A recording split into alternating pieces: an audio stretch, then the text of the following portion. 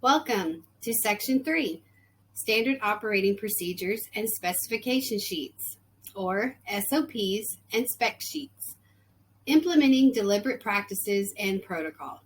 I'm your instructor, Michelle Carmichael. Download the PDF and read along during this lecture. It will help you follow along. Now, your standard operating procedure is your standardized process, and you develop that by practice and repetition. It is detailed and very concise, with precise measurements and directions for reproduction. Look at your SOP like an instructional process for each phase of your recipe.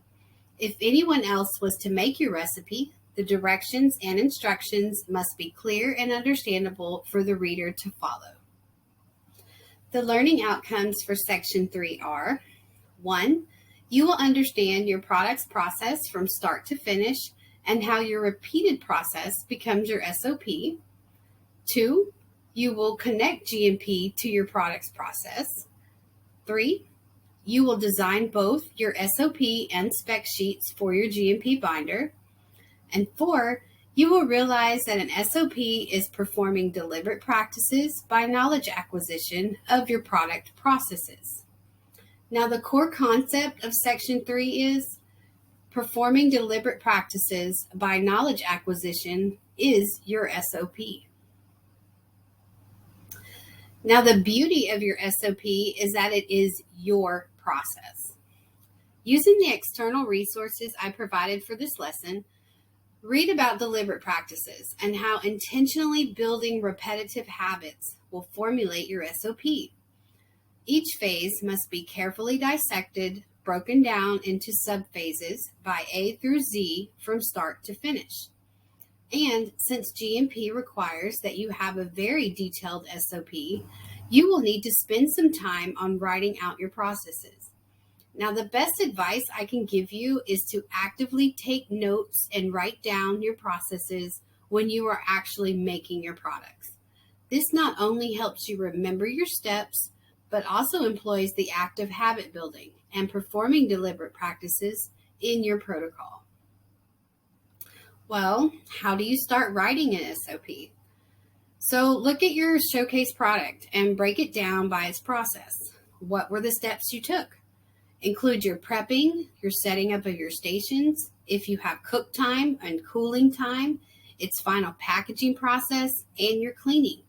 Timestamps are extremely important too. You need to record how long each phase is and document how long it takes to make a batch of your product from start to finish, plus all of its sub-phases. Now, here are some thoughts to consider. Ask yourself, are you conscious of GMP while making your products? Do you take notes or do you use notes? Have you developed a standardized procedure that you follow each time to make your product, or do you go by its behavior and then wing it each time? If not, then you need to start implementing these considerations in your design thinking. Now, your SOP log will be the first page in your SOP tab section. This usually is a table that includes a full list of your SOPs by version history and its date. Now, sometimes the best version of our product could be the 3rd or even the 5th version. Whichever version you use, GMP requires that you document and label every version in chronological order, plus state clearly which version you are using for your market. Now, this also includes listing the ingredients in your products that you did not make, but you must include them because without those ingredients, your products would just be incomplete. For example, your recipe includes using an extract. Did you make this extract or did you purchase it ready-made? If you made the extract, then that extract that you made needs its very own SOP. Now, it's imperative that you include all of the documentation notes that are in your SOP. Now, moving on to spec sheets. Specification sheets contain the exact detailed requirements that your ingredients and materials must have in order to meet your criteria. Now, this is your bottom line for quality. It's a reflection of your integrity and your reasoning for why you choose your specific ingredients and materials. And using the example from the previous slide, if using a ready-made ingredient or a mixed base, here is where you state in your SOP to see extract spec sheet or see base spec sheet, meaning it is the spec sheet from your vendor or supplier. Now for your spec sheets, you must without a doubt be able to easily determine whether or not your items listed meet your criteria for using them in your products. You must visually inspect them and verify that it meets not only your requirements, but the integrity of the supplier's description statements. Now your spec log is the first page of your SOP tab, and it should contain all of your spec sheets in chronological order to keep track of every incoming item. Now read the resources I provided you on deliberate practice. You will learn how to apply knowledge acquisition when developing your SOPs.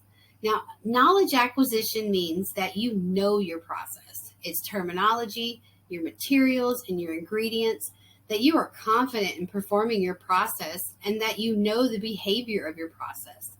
To put in place a protocol for your products takes dedication and performing deliberate practices. Now, this is the most intense part of learning how to design and develop your SOP. And that is it for section 3. Remember, this is your product process. Include all of your steps for every phase, even if you go past A through Z and need to develop an A.A through Z.Z. Just label each phase clearly. At the end of this section, please answer the questions for section 3 using the PDF that I provided for you, and reach out to me if you have any questions. This presentation was designed in Canva. All of the content was written by me, Michelle Carmichael, and all of the audio was also spoken by me, Michelle Carmichael. Thank you.